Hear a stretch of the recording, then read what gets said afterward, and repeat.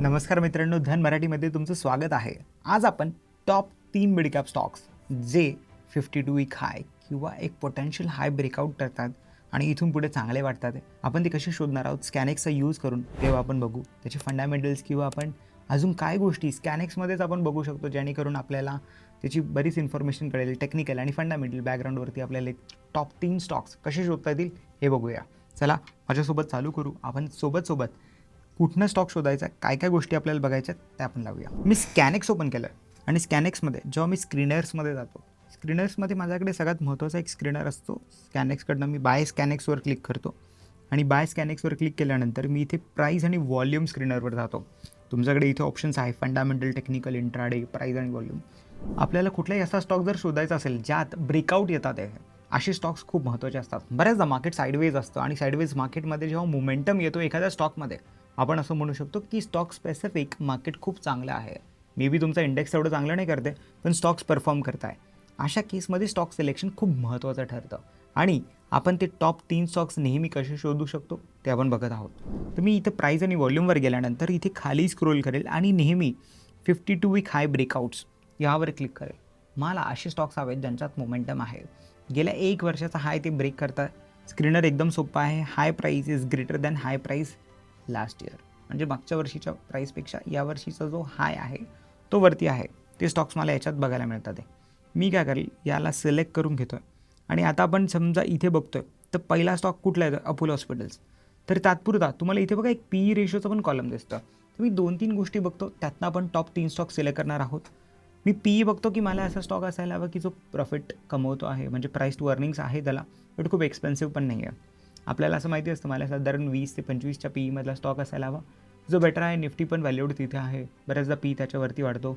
Industry wise फंडामेंटल्समध्ये पीईचे calculations वेगळे असतात प्रत्येक इंडस्ट्री करता, पण आपण एक रफ ठेवूया कॅल्क्युलेशन्स सगळ्यांसाठी. असं बघा की ही रेंज 20 ते 25, 30च्या आत असायला हवी, तो स्टॉक सिलेक्ट करू.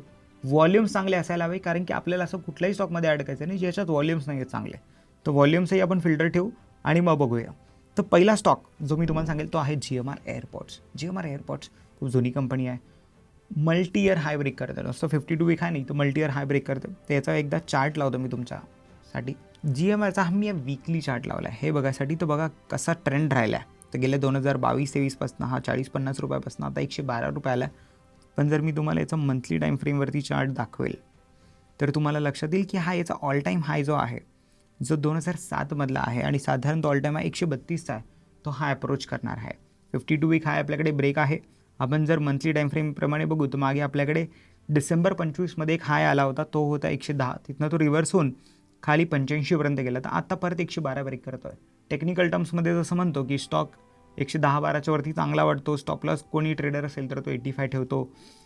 या कंडिशन्स टेक्निकल पॅरामीटर्सवरती तुम्हाला खूप चांगल्या दिसतात. फंडामेंटली जरी आपल्याला बघायचं म्हटलं तर आपण इकडे जाऊन जेव्हा GMR एअरपोर्टवर क्लिक करू तर आपल्याकडे एक नवीन स्कॅनेक्सची विंडो पण होईल, जिथे आपल्याला कळेल की बाकीचे पॅरामीटर्स काय आहेत सध्या या स्टॉकचे.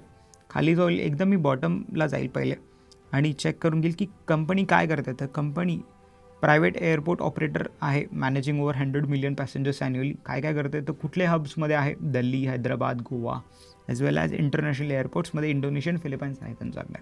हे आहे सगळ्यात महत्त्वाचं. मी एखादा स्टॉक जर मिडकॅप असेल आणि छोटी कंपनी असेल किंवा मोठी कंपनी असेल, मला हवं की करंटली ती प्रॉफिट करते की लॉस करते. तर मी PNLला जाईल आणि चेक करेल की काय होतं. क्वार्टरली फायनान्शियल्समध्ये जर मी बघेल तर आता क्वार्टरलीमध्ये मला नेट प्रॉफिट असायला हवा. तर PE आहे म्हणजे प्रॉफिट आहे त्याच्याकडे आता. तर 401 प्रॉफिट आहे. बघा इकडे लॉस करत होती आपल्याला तिथे दिसतं, ते लॉस होत होता जूनमध्ये, सप्टेंबरमध्ये, 24मध्ये. इथे थोडा एकदा प्रॉफिट आला डिसेंबरमध्ये, पण परत मार्च लॉस, जून लॉस.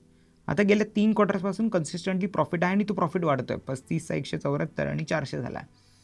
तर फंडामेंटली असं म्हणू शकतो की तात्पुरता थोडंसं चेंजेस येतात आहे कंपनीमध्ये व्हॅल्युएशन्सप्रमाणे. कंपनीचा आता मार्केट कॅप 1,18,000 करोडपर्यंत आहे. मिड कॅप नाही राहिली आहे, बऱ्याच मोठ्या लेवलवरती आहे. 1,00,000 करोडच्या वरती market cap, but multi year ब्रेकआउटमध्ये आहे. तर हा एक स्टॉक आपण आपल्या वॉचलिस्टमध्ये ठेवू शकतो की खूप चांगला दिसतो. दुसरा स्टॉक परत स्क्रीनरमधनं शोधूया की काय वाटतं आपल्याकडे. तिथे खूप सारे आहेत. अरविंदो फार्मा आहे, त्याचा पण पी आपल्याला समजा बघा इथे 25च्या आसपास भेटतं. Market cap 91,000 crore. आता आपण थोडी छोटी कंपनी शोधू ज्याचं मार्केट कॅप छोटा आहे. आणि आपल्याला त्या कंपनीमध्ये काय दिसतं, म्हणजे काय व्हॅल्युएशन्स येऊ शकतात. फार्मास्युटिकल्समध्ये जर मी सांगेल तर ग्लँड फार्मा आहे, 2500 रुपयाचा शेअर आहे, 41,000 करोडच मार्केट कॅप आहे आणि 38च्या पीईवर आहे. आपण वरती जर बघितलं असतं तर इथे गुजरात फ्लोरोकेम आहे, पण 38च्या पीईवर आहे, थोडं वरती आहे आपल्यापेक्षा, म्हणून तात्पुरतं सोडून देऊ शकतो. दुसरी कंपनी जर म्हणू तर इथे हे नुवामा वेल्थ मॅनेजमेंट दिसते, 31 आहे याचा पी आणि 32,000 करोडच व्हॅल्युएशन आहे. पण जर याचाही चार्ट आपण ओपन केला तर ही एक वेल्थ मॅनेजमेंट कंपनी आहे, कॅपिटल मार्केटची जॉईंट आहे, म्हणजे मार्केटशी रिलेटेड कंपनी आहे. तर जसं मार्केटचं अर्निंग्स वरती जात आहे तसे त्यांच्या अर्निंग्समध्ये फरक पडू शकतो. आपण यांचा परत मंथली टाईम फ्रेमवरती चार्ट चेक करू की यांनी याचं कुठले हायज ब्रेक केले आहेत. तर बघा, हा लिस्टिंग नंतर खूपच चांगल्यावरती आला आहे. तर समजा 23मध्येच रिसेंट लिस्टिंग आहे, बट मागे एकदा त्यांनी हाय बनवलं होतं जून 25मध्ये. आता परत 1 वर्षानंतर त्यांनी नवीन हाय ब्रेक केला, म्हणून आपण त्याला 52 वीक हाय ब्रेकआउटमध्ये कन्सिडर करतो आहे. 1700चा हाय ब्रेक केला, 1800पर्यंत ऑलरेडी आला आहे. अशी स्टॉक्स अजून वरती ट्रॅव्हल करू शकतात, बऱ्याचदा रिटेस्ट पण करतात. तुम्हाला काही गोष्टी लक्षात घ्यायच्या, जेव्हा 52 वीक हाय आपण चेज करतो, एक छोटा पोर्शन पोर्टफोलिओचा कधी पण अलोकेट करा, म्हणजे तुमचं रिस्क मॅनेजमेंट प्रॉपर राहील. रिस्क मॅनेजमेंट करता पोर्टफोलिओचा छोटा पर्सेंटेज ठेवला म्हणजे करेक्शन्समध्ये, रिटेस्टिंगमध्ये परत ॲड करता येऊ शकते किंवा आपण होल्ड करू शकतो. ब्रेकआउट स्टॉक्समध्ये एल थोडे मोठे असू शकतात किंवा पोर्टफोलिओ बाईंग करता एल थोडे मोठे असतात बऱ्याचदा. तर त्याकरता या गोष्टींकडे लक्ष देणं खूप गरजेचं आहे. हा सेकंड स्टॉक असेल आपण आता जे आपण बघत आहोत. आणि अजून एक आपण आता तिसरा स्टॉक बघूया की आपल्याला याच्यात अजून कुठला एक स्टॉक चांगला दिसतं. हा तिसरा एक स्टॉक आपण बघूया. आता आपल्याला इथे दिसतं IOL केमिकल्स अँड फार्मास्युटिकल्स. 70 लाखाचा व्हॉल्यूम झाला आहे याच्यात, P30च्या आसपास आहे आणि मार्केट कॅप छोटा आहे एकदम, 4,278 करोड आहे. आता याचा चार्ट बघून घेऊ आणि परत फंडामेंटल्स चेक करू की फंडामेंटल्समध्ये काय आहे आपल्याकरता. पहिले टेक्निकल ब्रेकआउट चेक करू, कारण की आपण टेक्निकली स्टॉक शोधला आहे. वीकली टाईम फ्रेमवर जर इथे मी आता बघेल तर माझ्याकडे इकडे 52 वीक हाय ब्रेक आहे, 2021च्या हाय ब्रेक करत आहे. मागे 25चा आहे त्याने ऑलरेडी 124ला ब्रेक केला आणि तो त्याच्या प्रिव्हियस हायजकडे चालला आहे. एकदम ऑल टाईम हाय आपण म्हणू तो कोविडमध्ये त्याच्याकडे ऑल टाईम हाय होता 179च्या आसपास, 180च्या आसपास, 145ला आता आहे. ब्रेकआउट चांगला दिसतो आहे चार्टवरती 52 वीक हायमध्ये आणि हा अप्रोच इथपर्यंत करतो असं वाटतं आहे. फंडामेंटल्स एकदा चेक करू की फंडामेंटल्स नक्की कंपनीचे काय, कंपनी काय करत आहे. नावाप्रमाणे फार्मास्युटिकल कंपनी, 4,200 करोड आहे, EPS आहे 4चा, 30चा PE आहे. आणि एकदा आपण पहिले खाली जाऊन बघून घेऊ की म्युच्युअल फंडवाल्यांची पण होल्डिंग आहे काही कंपनीमध्ये. फंडामेंटल्समध्ये कंपनीचे आपण चेक करणार आहोत त्याचा P&L.